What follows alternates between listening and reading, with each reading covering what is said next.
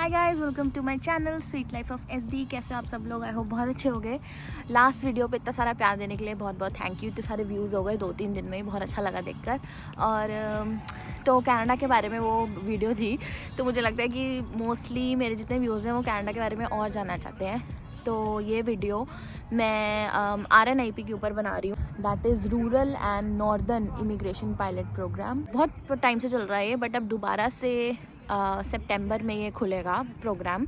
और ये गवर्नमेंट ने उन एरियाज़ को ग्रो करने के लिए बनाया है जहाँ पे पॉपुलेशन कम है और वहाँ की इकोनॉमिक ग्रोथ ज़्यादा हो। गवर्नमेंट ने इसलिए प्रोग्राम शुरू किया है। तो इस वीडियो में हम बात करेंगे कि कौन अप्लाई कर सकता है, क्या एलिजिबिलिटी है, एम्प्लॉयर को क्या करना है आपको सपोर्ट करने के लिए, और इन टोटल प्रोसेस क्या है। Okay, so let's begin.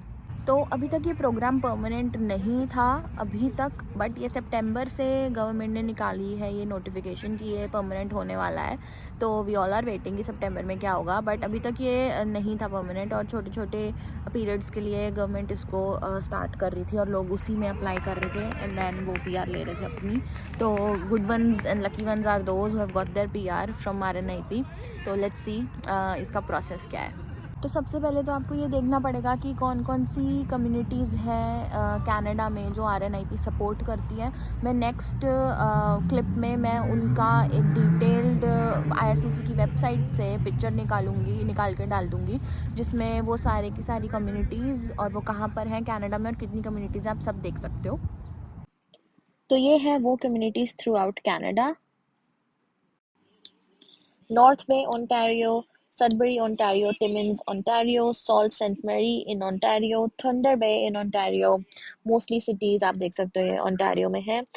Brandon, Manitoba, Altona और Rhineland in Manitoba, Moose Jaw in Saskatchewan, Claresholm in Alberta, Vernon, BC and West Kootenay, BC।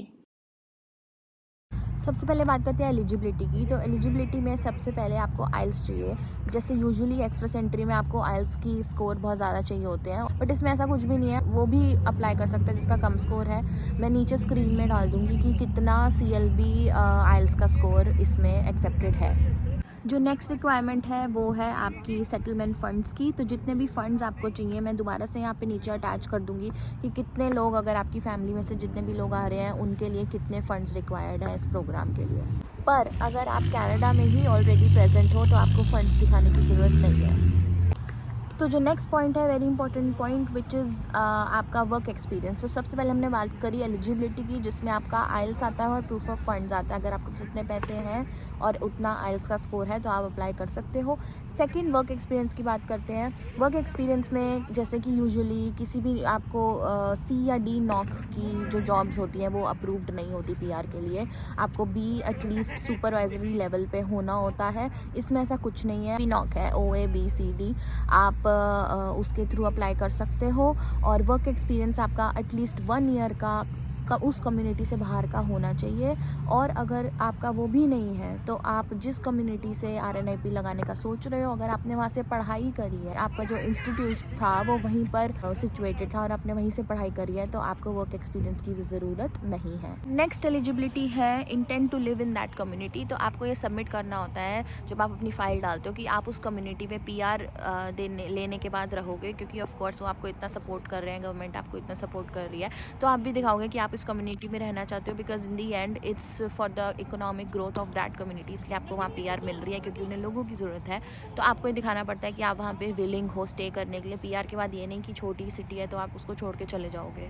तो नेक्स्ट हम बात करते हैं जॉब ऑफ़र की। अगर आप यहाँ पर आपने स्टडी करी है, उसके बाद आपने जॉब लेनी है, तो कुछ प्रायोरिटी नॉक्स ही हैं जो कम्युनिटी सपोर्ट करती है इस प्रोग्राम के लिए, तो आपको उसी में जॉब लेनी है। और अगर आप किसी और सिटी से मूव हो रहे हो उस कम्युनिटी में RNIP के लिए, तो आपको उसी सेक्टर में जॉब लेनी है जो RNIP की वेबसाइट पर लिस्टेड है। तो हमको एम्प्लॉयर भी पता है कि हमें किस एम्प्लॉयर के पास जाना है for PR। It's a very good thing. तो ये सारी चीज़ें हो जाने के बाद उसके बाद आप अपनी RNIP कम्युनिटी के लिए फ़ाइल डालते हो, जहाँ से आपको RNIP की वो कम्युनिटी आपको एक्सेप्ट करती है और इनविटेशन देती है कि आप इस कम्युनिटी में रह सकते हो, रिकमेंडेशन देती है बेसिकली। वो रिकमेंडेशन ही आपको PR में काम आती है।